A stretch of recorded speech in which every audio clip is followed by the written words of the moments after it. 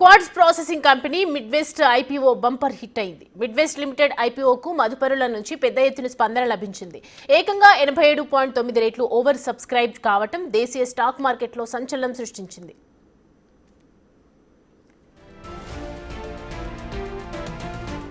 Quad ఉత్పత్తిలో దేశంలోనే అగ్రగామిగా కొనసాగుతోంది మిడ్వెస్ట్ గ్రానైట్ సంస్థ. జాతీయ, అంతర్జాతీయ మార్కెట్లలో ఎక్కువ డిమాండ్ ఉండే black galaxy, absolute black granite ను కూడా అత్యధికంగా ఉత్పత్తి చేస్తోంది మిడ్వెస్ట్. 31.17 లక్షల షేర్లతో మిడ్వెస్ట్ ఐపీఓకు రాగా అంచనాలను తలతన్నుతూ ఏకంగా 27.39 కోట్ల షేర్లకు బిడ్స్ పడ్డాయి. రిటైల్ కేటగిరీలో 24.26 రెట్ల బిడ్స్ ను దాఖలయ్యాయి. నాన్ ఇన్స్టిట్యూషనల్ ఇన్వెస్టర్లు 168 రెట్ల బిడ్స్ వేయడం ఈ కంపెనీపై ఉన్న నమ్మకాన్ని సూచిస్తోంది. ఇక క్వాలిఫైడ్ ఇన్స్టిట్యూషనల్ బయర్స్ కేటగిరీలో 139 రెట్లు, ఉద్యోగుల కోటాకు 24.44 రెట్లు ఓవర్ సబ్స్క్రైబ్ అయ్యింది.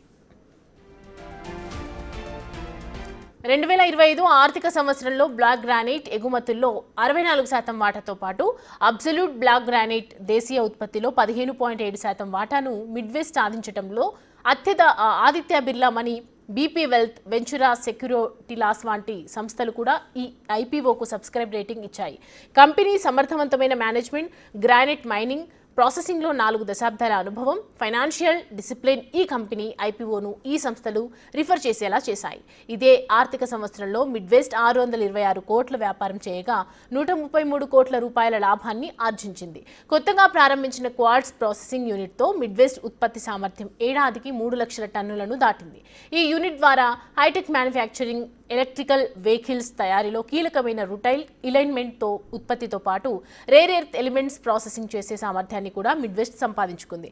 ఇలా అన్ని రకాలుగా భవిష్యత్తులోనూ కంపెనీని వేగంగా విస్తరించే ప్రణాళికలు ఉండటం, వ్యాపార కార్యకలాపాల్లో భారీ వృద్ధి కనిపించే అవకాశం ఉండటంతో ఇన్వెస్టర్లు మిడ్వెస్ట్ షేర్లను దక్కించుకునేందుకు పోటీ పడ్డాయి.